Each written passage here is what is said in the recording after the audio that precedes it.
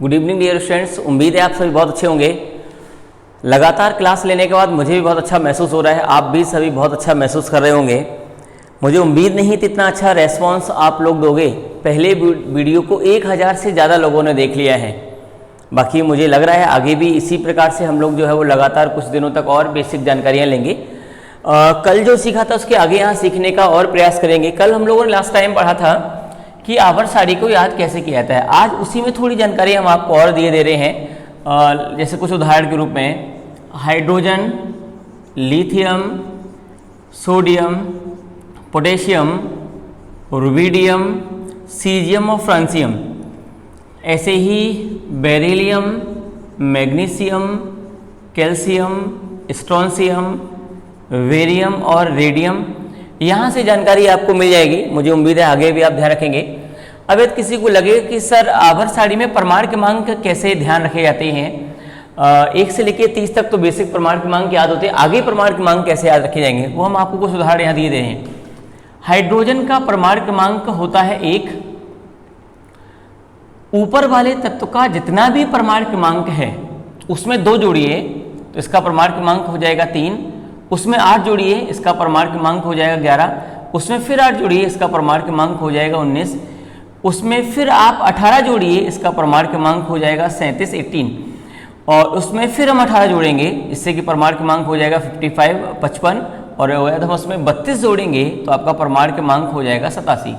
कहने का मतलब मेरा ये, यदि किसी समूह में 7 तत्व हैं, 1, 2, 3, 4, 5, 6 और 7, तो आप इसमें देखोगे ऊपर वाले तत्व का जितना भी प्रमाण क्रमांक होगा उसमें 2 जोड़ेंगे, फिर 8 जोड़ेंगे, फिर 8 जोड़ेंगे, फिर 18 जोड़ेंगे, 18 जोड़ेंगे और 32 जोड़ेंगे, जिससे कि प्रमाण क्रमांक आसानी से निकाल सकते हैं। यदि 7 तत्व हैं किसी समूह में तो या 6 हैं तो ऊपर वाले तत्व का जितना भी प्रमाण क्रमांक होगा उसमें 8 जोड़ेंगे। 4 में हम 8 जोड़ेंगे कितना हो जाएगा 12, 12। उसमें फिर 8 जोड़ेंगे 20, 20। उसमें फिर 18 जोड़ेंगे 38। उसमें फिर 18 जोड़ेंगे आपका हो जाएगा 56। और उसमें 32, 32 जोड़ेंगे आपका हो जाएगा 88। तो कहने का मतलब मेरी बात शायद आप समझ रहे होंगे। ऊपर वाले तत्व का जितना भी प्रमाण क्रमांक है उसमें 2, फिर 8, फिर 8, फिर 18, फिर 18, फिर 32 जोड़ते जाएंगे और नई तत्व का प्रमाण क्रमांक निकल आएगा। कुछ इस टेबल के माध्यम समझिए, इसे मैजिक नंबर भी बोलते हैं। 2, फिर 8, फिर 8, फिर 18, फिर 18 और फिर 32। मतलब ऊपर वाले तत्व का इतना प्रमाण क्रमांक होगा। यदि किसी समूह में 7 तत्व हैं तो अब ये फिर समझिए, 7 तत्व हैं तो ऐसा करेंगे। यदि 6 तत्व हैं तो फिर 2 हटा देंगे, उसके बाद 8 जोड़ेंगे, 8 जोड़ेंगे। जैसे कि आपने देखा हुआ यहाँ 2 नहीं जोड़ा, यहाँ हमने 8 जोड़ा, फिर 8 जोड़ा, क्योंकि इसमें 6 तत्व हैं। ऐसे ही एक उदाहरण हम आपको और दिए दे रहे हैं, लाइक जैसे बोरॉन, एल्यूमिनियम, गैलियम, इंडियम और थैलियम। और इसमें आप यदि देखोगे तो महसूस करोगे, चूंकि इसमें समूह में 5 तत्व ही हैं। यदि 5 तत्व ही हैं तो आप यहाँ वही जो हमने आपको पीछे बताया था, यहाँ 8 और कम कर देंगे और इसका प्रमाण क्रमांक है 5। इसमें आप 8 जोड़ेंगे 13, इसमें 18 जोड़ेंगे आपका हो जाएगा 31, 31। इसमें फिर 18 जोड़ेंगे 49 और इसमें आप 32 जोड़ेंगे तो आपका हो जाएगा 81।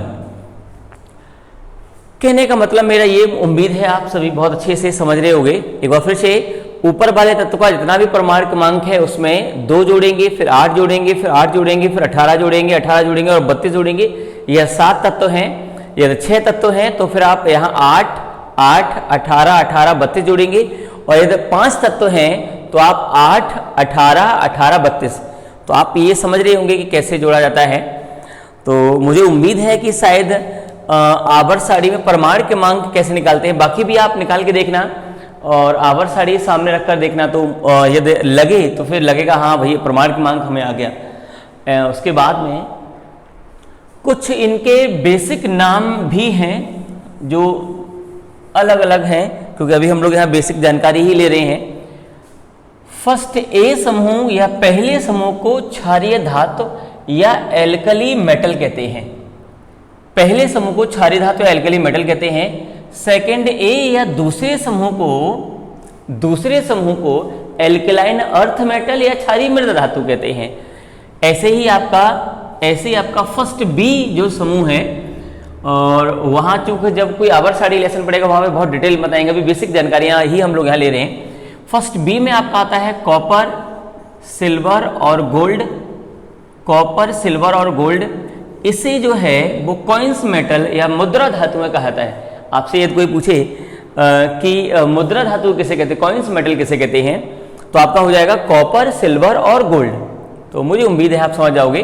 फर्स्ट बी के एलिमेंट्स को कॉइन्स मेटल कहा जाता है, फर्स्ट ए के एलिमेंट्स को क्षारीय धातु एल्कली मेटल, सेकेंड ए के एलिमेंट्स को आपको एल्कलाइन अर्थ मेटल कहा जाता है। ऐसे ही यहाँ पर 6A समूह में आपका जो एलिमेंट रखा गया है वो ऑक्सीजन, सल्फर, सेलेनियम और टेलुरियम, इसे कैल्कोजन कहते हैं कि मोस्टली अयस्क जो है वो ऑक्साइड या सल्फाइड के रूप में मिलते हैं। मतलब कुल मिला के 6A फैमिली को कैल्कोजन कहा जाता है। ऐसे ही 7th A फैमिली को फ्लोरीन, क्लोरीन, ब्रोमीन और आयोडीन को हेलोजन कहा जाता है, हेलोजन एलिमेंट्स कहा जाता है, क्योंकि ये तत्व समुद्र से लवण के रूप में मिलते हैं। ये फ्लोरीन, क्लोरीन, ब्रोमीन और आयोडीन आपके हेलोजेंस कहलाते हैं, ये कैल्कोजेंस कहलाते हैं, ये कॉइन्स मेटल कहलाते हैं, ये एल्कलाइन अर्थ मेटल हैं और ये एल्कलाइन मेटल हैं। चूँकि पर डे कुछ ना कुछ आपको सिखाया जा रहा है। कल आपको आवर्त सारणी याद करना सिखाया गया, उससे पहले अनपेड इलेक्ट्रॉन निकालना सिखाया गया। उम्मीद है आप सभी मेरे साथ उतने ही मन से पढ़ रहे होंगे जितना कि हम मन से पढ़ा रहे हैं। पर डे हम लोग कुछ ना कुछ बेसिक जानकारियाँ ले रहे हैं। अब हम लोग यहाँ ब्लॉक के बारे में जानेंगे कि किसी भी तत्व का ब्लॉक कैसे पता करते हैं, किसी भी तत्व का ब्लॉक कैसे पता करते हैं, ये हम लोग यहाँ जानने का प्रयास करेंगे।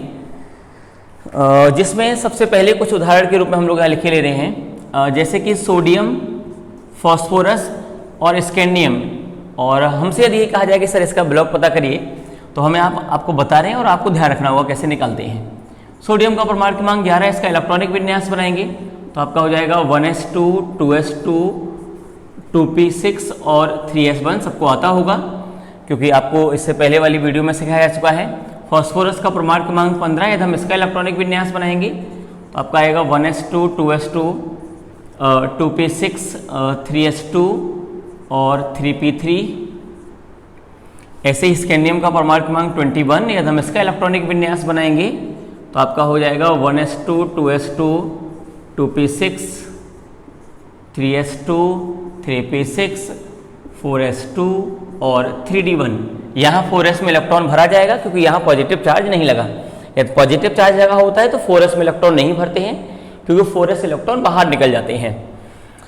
अब यदि आप यहाँ देखोगे, ध्यान सुनना, किसी भी तत्व के इलेक्ट्रॉनिक कॉन्फ़िगरेशन में, किसी भी तत्व के इलेक्ट्रॉनिक विन्यास में यदि अंतिम ऊर्जा स्तर में आपका S सबसेल है तो ऐसे तत्व S ब्लॉक के एलिमेंट कहलाते हैं।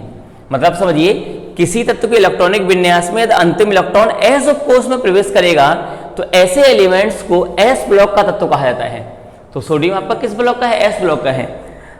कल की यदि आपने क्लास ली होगी तो याद होगा, आवर्त सारणी में कल 4 ब्लॉक थे, S block, P block, D block और F ब्लॉक। तो उसमें ही हम लोग यहाँ आगे जानेंगे। ऐसे ही आप यदि देखोगे तो यहाँ पर P या फॉस्फोरस के इलेक्ट्रॉनिक विन्यास में अंतिम ऊर्जा स्तर आपका 3p है, अर्थात P उपकोष है। यदि अंतिम आपका उपकोष P है तो यह आपका P ब्लॉक में रखा जाएगा। ऐसे ही यदि किसी तत्व का इलेक्ट्रॉनिक विन्यास में अंतिम ऊर्जा स्तर आपका यदि D है तो इसे आपका D ब्लॉक का एलिमेंट कहा जाएगा। मतलब किसी तत्व को इलेक्ट्रॉनिक विन्यास में बहुत शॉर्ट में हम आपको बता रहे हैं, क्योंकि जैसे ही क्लास आपके स्टार्ट होगी, आप लोगों ने सुना होगा, न्यूज़पेपर में आज ही आया है कि 20 से 30% यूपी बोर्ड का सिलेबस जो है वो 9 से 12 तक कम हो गया है। जैसे ही एक सही सिलेबस मिलता है आपका क्लास स्टार्ट हो जाएगा। क्लास अभी स्टार्ट इसीलिए नहीं कर रहे हैं क्योंकि यदि हमने कुछ पढ़ा दिया और यदि वो सिलेबस से हट गया तो शायद मुझे भी ठीक नहीं लगेगा और आपको भी थोड़ा नहीं लगेगा। वैसे पढ़ कुछ भी लो, खराब कुछ भी नहीं होता है। वेट अभी केवल हो रहा है क्योंकि कई सारे स्टूडेंट व्हाट्सएप पे पूछते हैं मुझसे कि सर सिलेबस कब स्टार्ट करेंगे। सिलेबस जैसे ही आपको सही रूप में मिलता है हम आपकी क्लास स्टार्ट कर देंगे। अभी सिलेबस का वेट है कि क्या हटा है और क्या उसमें बचा है, इसलिए अभी हम लोग कुछ दिनों तक, 2 या 3 दिनों तक और वेट करेंगे। और नेक्स्ट बारी आप समझ रहे होंगे, अभी हम लोग बेसिक जानकारी ले रहे हैं किसी तत्व के इलेक्ट्रॉनिक विन्यास में यदि अंतिम इलेक्ट्रॉन s में जाएगा तो आपका s ब्लॉक का एलिमेंट होगा, p में जाएगा तो आपका p ब्लॉक का एलिमेंट होगा, d में जाएगा तो आपका d ब्लॉक का एलिमेंट होगा। ऐसे ही यदि अंतिम इलेक्ट्रॉन f में जाएगा तो वह f ब्लॉक का एलिमेंट होगा। अब हम कुछ आपको होमवर्क दे रहे हैं। Chlorine, magnesium, copper, nickel, cobalt, fluorine, इनके आपको जो है वो ब्लॉक पता करने होंगे। क्लोरीन किस ब्लॉक का है, मैग्नीशियम किस ब्लॉक का है। आप में से कई सारे स्टूडेंट होमवर्क व्हाट्सएप पे मुझे भेजते, बहुत अच्छा लगता है मुझे। तो बाकी भी स्टूडेंट जो अभी नहीं होमवर्क कर रहे वो भी होमवर्क करें, और ये जो एलिमेंट्स हमने नीचे लिखे हुए इनका आप हमें ब्लॉक पता करके बताएं ये एलिमेंट्स किस ब्लॉक के हैं। इससे मुझे लगेगा आज आपने कुछ और भी सीख लिया है। ठीक है, नेक्स्ट हम लोग यहाँ कुछ और ऐसे ही कुछ शब्द जानते हैं।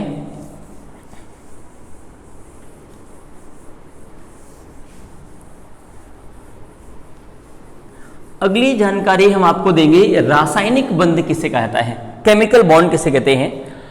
ध्यान दीजिए, किसी मॉलिक्यूल में, किसी अण में दो परमाणु जिस आकर्षण बल से आपस में जुड़े रहते हैं। अब अणु क्या होता है आप पीछे पढ़ चुके होंगे, तो यदि कोई स्टूडेंट बाद में क्लास लेना स्टार्ट किया है तो पहली वीडियो मेरी देखिए, वहां पर आपको अणु के बारे में जानकारी मिल जाएगी।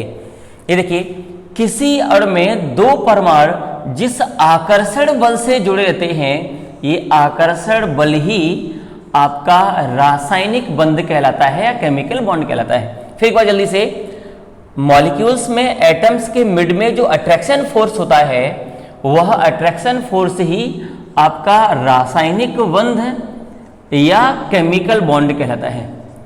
केमिकल बॉन्ड जो है वो परमाणुओं के मिड में, अणुओं के बीच में अलग होता है, बहरहाल हम आपको परमाणुओं के बीच में बता रहे हैं। केमिकल बॉन्ड जो है वो परमाणुओं के मध्य में चार प्रकार से देखने के लिए मिलता है। एक आयोनिक बॉन्ड, आयोनिक बॉन्ड इसे हम बोलते हैं आयनिक बंध। एक आपका कोवैलेंट बॉन्ड, कोवैलेंट बॉन्ड जिसे हम बोलते हैं सह संयोजक बंध। एक आपका होता है कोऑर्डिनेशन बॉन्ड, एक आपका होता है कोऑर्डिनेशन बॉन्ड, और एक आपका होता है मेटेलिक बॉन्ड, धात्विक बंध। हम लोग एक बार यहां फिर जानेंगे, रासायनिक बंध जो है वो परमाणुओं के मध्य में चार प्रकार से देखने के लिए मिलते हैं। आयनिक बंध, सह संयोजक बंध, उप सह संयोजक बंध और धात्विक बंध। तो पहले आप ये बताइए रासायनिक बंध क्या होता है। आप मेरे साथ बोल सकते हैं, दो परमाणुओं के मध्य में जो आकर्षण बल होता है, जो उन दोनों परमाणुओं को जोड़े हुए होता है, उसे ही रासायनिक बंध कहते हैं।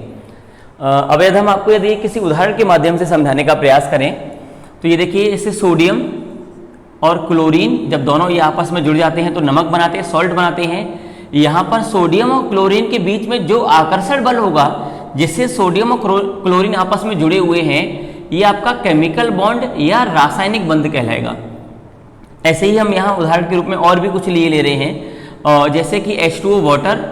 आप जानते होंगे वाटर में एक ऑक्सीजन से दो हाइड्रोजन कुछ इस प्रकार से जुड़े हुए होते हैं। तो यहाँ पर ऑक्सीजन और हाइड्रोजन के बीच में जो आप आकर्षण बल देख रहे हैं, यह ही कहलाता है रासायनिक बंध। जल का सूत्र सभी को ही आता होगा। उसके बाद में यहाँ पर आप देखोगे हाइड्रोजन और ऑक्सीजन के बीच में जो भी आकर्षण बल है, यही आकर्षण बल आपका कहलाता है रासायनिक बंध, केमिकल बॉन्ड। ऐसे ही NH3 अमोनिया गैस, इसमें यदि आप देखोगे नाइट्रोजन से 3 हाइड्रोजन जुड़े हुए हैं, तो यहाँ पर आप महसूस करोगे नाइट्रोजन और हाइड्रोजन के बीच में जो आप आकर्षण बल देख रहे हैं, यही आकर्षण बल कहलाता है रासायनिक बंध। मतलब हम लोग जैसे जानने का प्रयास करें तो वह यह, दो परमाणु जिस आकर्षण बल से जुड़े रहते हैं वह आकर्षण बल ही रासायनिक बंध कहलाता है। ठीक है, और नेक्स्ट हम लोग यहाँ कुछ और इसके बारे में जानेंगे। लिख लिया होगा आप सभी ने, जो अभी हम लोग रासायनिक बंध सुने थे कि परमाणु के मध्य में 4 प्रकार के थे, कौन कौन से हैं वो आपको आ रहे होंगे। जिसमें सबसे पहले हम लोग यहाँ जानेंगे आयनिक बंध किसे कहते हैं। ध्यान सुनना, दो परमाणु के मध्य में जब इलेक्ट्रॉन के स्थानांतरण से, इलेक्ट्रॉन के ट्रांसफर से दो परमाणुओं के मध्य में इलेक्ट्रॉन के स्थानांतरण से जो बंध बनता है, अब आप समझिए यहां पे इलेक्ट्रॉन के ट्रांसफर से जो बंध बनता है, ए एक इलेक्ट्रॉन दे देगा जिससे ए पर एक प्लस आ जाएगा, और V एक इलेक्ट्रॉन ग्रहण कर लेगा जिससे कि B पर एक माइनस आ जाएगा। यदि आप पीछे मेरी क्लास ले चुके हैं तो आपको जानकारी होगी, जो इलेक्ट्रॉन त्यागता है, डोनेट करता है, उस पर पॉजिटिव चार्ज आता है, और जो इलेक्ट्रॉन ग्रहण करता है उस पर नेगेटिव चार्ज आता है। ए इलेक्ट्रॉन त्याग देगा जिससे कि इस पर एक पॉजिटिव चार्ज आएगा, और बी इलेक्ट्रॉन ग्रहण कर लेगा, इससे एक नेगेटिव चार्ज आएगा। इन दोनों के मध्य में जो आकर्षण बल है, यह आकर्षण बल ही आपका कहलाता है आयनिक बंध। आयनिक बंध या इसे आयोनिक बॉन्ड कहते हैं। आयनिक बॉन्ड, एक उदाहरण भी हम आपको दिए दे रहे हैं, और जैसे कि सोडियम, आपको याद होगा सोडियम का परमाणु क्रमांक होता है 11। इलेक्ट्रॉनिक विन्यास यदि हम इसका बनाएंगे तो आपका हो जाएगा 2 8 1, याद होगा सभी को। एक अष्टक नियम हम लोगों को पढ़ाया जाता है, उसमें यह कहा जाता है कि प्रत्येक परमाणु अपनी बाह्य कोश में 8 इलेक्ट्रॉन करते हैं। जिनकी बाह्य कोश में 8 इलेक्ट्रॉन नहीं होते हैं, या तो वो इलेक्ट्रॉन त्याग कर 8 इलेक्ट्रॉन कर लेते हैं, या इलेक्ट्रॉन ग्रहण करके 8 इलेक्ट्रॉन कर लेते हैं।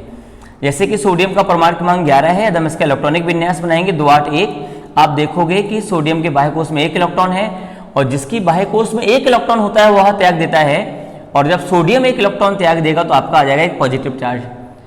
वैसे तो जब आयनिक बंध पढ़ाते हैं तो बहुत डिटेल में पढ़ने के लिए मिलता है, तो बेसिक में अभी हम आपको केवल संक्षिप्त में जानकारी दे रहे हैं। ऐसे ही क्लोरीन का परमाणु क्रमांक 17, यदि हम इसका इलेक्ट्रॉनिक विन्यास बनाएंगे तो आपका हो जाएगा 2 8 7, और अब यदि आप यहाँ देखोगे 7 में बाह्य कोश में 7 इलेक्ट्रॉन है, जिसकी बाह्य कोश में 7 इलेक्ट्रॉन है, उसे 8 करने के लिए कितने इलेक्ट्रॉन की जरूरत होगी? 1 की। इसका मतलब क्लोरीन यह 1 इलेक्ट्रॉन ग्रहण करेगा, यह 1 इलेक्ट्रॉन क्लोरीन ग्रहण करेगा, इससे क्लोरीन के पास हो जाएंगे 8 इलेक्ट्रॉन।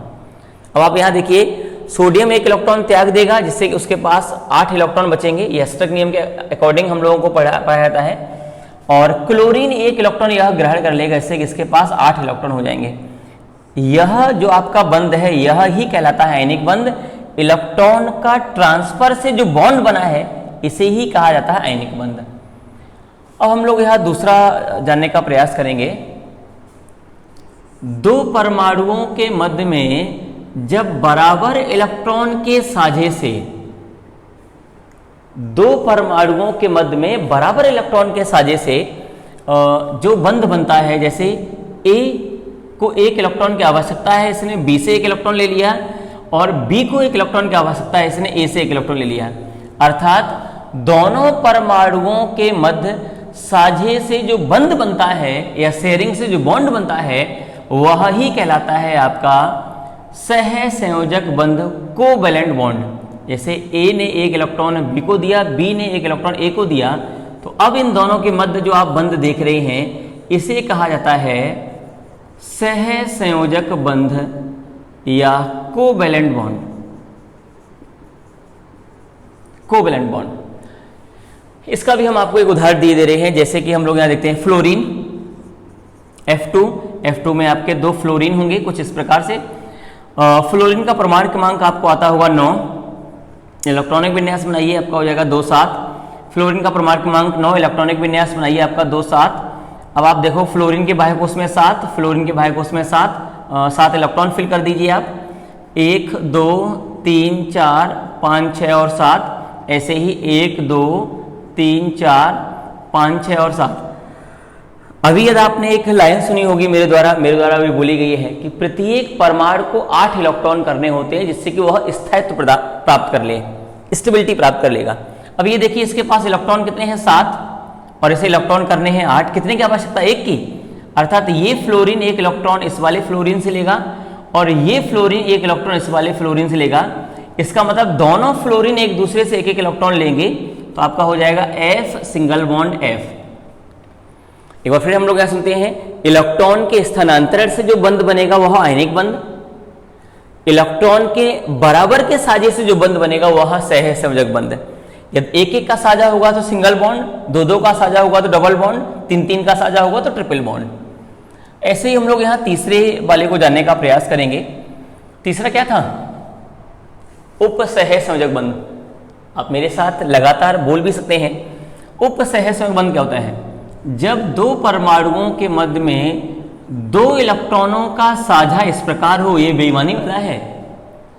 जब दो परमाणुओं के मध्य में दो इलेक्ट्रॉनों का साझा इस प्रकार हो कि एक परमाणु इलेक्ट्रॉन का जोड़ा दे और दूसरा परमाणु केवल इलेक्ट्रॉन का जोड़ा ले। एक बार फिर से, जब दो एटम्स के मिड में दो इलेक्ट्रॉनों का साझा इस प्रकार हो, शेयरिंग इस प्रकार हो। देखो ये और इसमें फर्क है, यहां ट्रांसफर बोल रहे थे, यहां हम साझा बोल रहे हैं। जब दो परमाणुओं के मध्य में दो इलेक्ट्रॉनों का साझा इस प्रकार हो कि एक परमाणु इलेक्ट्रॉन का जोड़ा दे और दूसरा परमाणु इलेक्ट्रॉन का जोड़ा ले, तो इस प्रकार से जो बंध बनता है उसे कहा जाता है उपसह संयोजक बंध या कोऑर्डिनेशन बॉन्ड। इसे कहा जाता है उपसह संयोजक बंध या कोऑर्डिनेशन बॉन्ड। कोऑर्डिनेशन बॉन्ड, ये बेसिक शब्दों में हम लोग यहाँ सीख रहे हैं। पर डे कुछ ना कुछ मेरी साइड से प्रयास आप लोगों को सिखाएं, जिससे कि आप लॉकडाउन की वजह से जो पढ़ाई नहीं हो पा रही थी वो आपकी पढ़ाई बेहतर तरीके से हो। बहुत सारे स्टूडेंट के कमेंट आते हैं कि सर मुझे बिल्कुल वैसे ही महसूस हो रहा है जैसे हम क्लास में पढ़ाते हैं, और मेरी साइड से प्रयास भी है कि बिल्कुल वैसे ही आपको महसूस हो। नेक्स्ट एक बार फिर देखिए, दो परमाणुओं के मध्य में दो इलेक्ट्रॉनों का साझा इस प्रकार हो कि एक परमाणु इलेक्ट्रॉन का जोड़ा दे, दूसरा परमाणु इलेक्ट्रॉन का जोड़ा ले, इस प्रकार के बंध को कहा जाता है उपसह संयोजक बंध। इसमें जो इलेक्ट्रॉन का जोड़ा देता है उसे दाता या डोनर कहते हैं, और जो इलेक्ट्रॉन का जोड़ा ग्रहण करता है उसे एक्सेप्टर या ग्राही कहते हैं। इसे डेटिव बॉन्ड भी कहा जाता है। डेटिव बॉन्ड भी कहा जाता है, ऐसा हम लोग याद ध्यान देंगे। अब हम इसका एक उदाहरण आपको बता दे रहे हैं। जैसे ओजोन, ओजोन में आपके 3 ऑक्सीजन कुछ इस प्रकार से दर्शाए जाएंगे। ऑक्सीजन का परमाणु क्रमांक 8, इलेक्ट्रॉनिक विन्यास बनाएंगे 2 6, इलेक्ट्रॉनिक विन्यास बनाएंगे 2 6। ऐसे ही इसका भी इलेक्ट्रॉनिक विन्यास 2 6, इसका भी इलेक्ट्रॉनिक विन्यास 2 6। ऑक्सीजन के भाई कोष में कितने इलेक्ट्रॉन है? 6, बाकी भी सभी के 6 होंगे। अब 6 दर्शा दीजिए, 1 2 3 4 5 और 6। ऐसे ही 1 2 3 4 5 और 6, ऐसे ही 1 2 3 4 और 5 और 6 दिख रहा होगा सभी को, उम्मीद है। अभी देखिए, प्रत्येक परमाणु को स्थायित्व प्राप्त करने के लिए अपनी बाह्य कोष में कितने इलेक्ट्रॉन करने होते हैं? 8। अच्छा, जबकि हैं कितने? 6। इसका मतलब ये 2 इलेक्ट्रॉन इससे लेगा, 6 और 2 8। ये दो इलेक्ट्रॉन इससे लेगा, 6 और 2 8। इसका मतलब दोनों ने एक दूसरे को 2 इलेक्ट्रॉन दिए, तो जिससे कि आपका डबल बॉन्ड बन जाएगा, ऑक्सीजन डबल बॉन्ड ऑक्सीजन। अभी भी तीसरा ऑक्सीजन इंतजार कर रहा है कि काश मुझे भी कुछ ऐसा हो जिससे कि 8 इलेक्ट्रॉन हो जाए। वो कैसे करेगा? देखिए, इस वाले ऑक्सीजन को ये वाले 2 इलेक्ट्रॉन दिख गए, और जैसे ही इस वाले ऑक्सीजन को ये 2 इलेक्ट्रॉन दिखे, इसने कहा कि आप कुछ टाइम के लिए हमें ये 2 इलेक्ट्रॉन दे दीजिए, जब आपको आवश्यकता होगी आप अपने इलेक्ट्रॉन वापस ले लेना, इसे हम साझा बोलते हैं। इसका मतलब ये दोनों इलेक्ट्रॉन इस वाले ऑक्सीजन के पास पहुंचेंगे या साझा करेगा ये, जिससे कि इसके पास 6 पहले से थे, और 2 इलेक्ट्रॉनों का जब ये साझा करेगा तो 8 इलेक्ट्रॉन हो जाएंगे। यहां आप ये देखोगे तो बीच वाला ऑक्सीजन केवल 2 इलेक्ट्रॉन दे रहा है, और इधर वाला ऑक्सीजन केवल 2 इलेक्ट्रॉन ले रहा है। इसका मतलब यहां जो बंध बनेगा यही आपका कहलाता है उपसह संयोजक बंध। तो शायद आपको समझ में आ गया होगा, इलेक्ट्रॉन के स्थानांतरण से जो बंध बनेगा वो आयनिक बंध, बराबर के साझे से जो बंध बनेगा सह संयोजक बंध, और इस प्रकार का साझा होगा जहां बेईमानी होगी। इसका मतलब एक इलेक्ट्रॉन का जोड़ा देगा और दूसरा ग्रहण करेगा, उसे कहा जाता है उपसह संयोजक बंध। उम्मीद है आप सभी को समझ में आ रहा होगा। उसके बाद में अब चौथा कौन सा बच गया है? Metallic bond. धातु में उनके परमाणु के मध्य में, मेटल में उनके एटम्स के मिड में जो अट्रैक्शन फोर्स होता है, जो आकर्षण बल होता है, धातुओं में उनके परमाणुओं के मध्य में जो आकर्षण बल होता है, इस आकर्षण बल को ही धात्विक बंध या मेटेलिक बॉन्ड कहते हैं। धात्विक बंध या मेटेलिक बॉन्ड कहते हैं।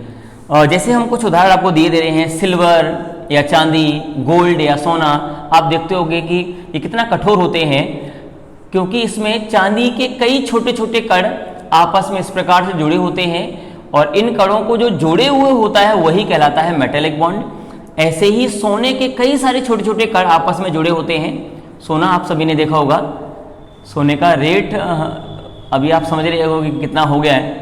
वैसे रेट कभी केमिस्ट्री में कोई आवश्यकता नहीं है, लेकिन फिर भी आप अंदाजा लगाइए, सोने के कई सारे छोटे छोटे कण आपस में एक दूसरे से जुड़े होते हैं। इन कणों के बीच में जो आकर्षण बल होता है, यह आकर्षण बल ही आपका कहलाता है धात्विक बंध। उम्मीद है आप सभी लगातार मेरे साथ सीख रहे होंगे कुछ ना कुछ। आज आपको सबसे पहले सिखाया गया कि किसी आवर्त सारणी में समूह में परमाणु क्रमांक कैसे याद करते हैं या कैसे ध्यान रख सकते हैं। उसके बाद आपको ब्लॉक निकालना सिखाया गया, रासायनिक बंध के बारे में बताया गया, और अब रासायनिक बंध से जुड़े हुए कुछ शब्द और भी सिखाए गए। ऐसे ही कल हम आपको संयोजकता के बारे में बताएंगे और भी कुछ जानकारियां हम आपको देंगे। जैसे ही सिलेबस आता है आपको व्यवस्थित रूप से सिलेबस पढ़ाना स्टार्ट कर दिया जाएगा। बहुत स्टूडेंट वेट कर रहे हैं, मेरी साइड से भी प्रयास है कि बहुत जल्दी हम आपका सिलेबस स्टार्ट करें। कई सारे स्टूडेंट ऐसे बोलते हैं कि सर अभी फरवरी में पेपर होंगे मेरे, टाइम बहुत कम बचा है। आप निश्चिंत रहिए, सिलेबस कराने की जिम्मेदारी मेरी। आपको बिल्कुल वैसे ही लिखाया जाएगा जैसे कि क्लास में लिखाया जाता था, और साथ में सिलेबस भी पूरा कराने की जिम्मेदारी मेरी। आपके विधिवत रूप से टेस्ट होंगे, आपका 12th जितना बेहतर होगा उतनी ही मुझे संतुष्टि मिलेगी। Thank you.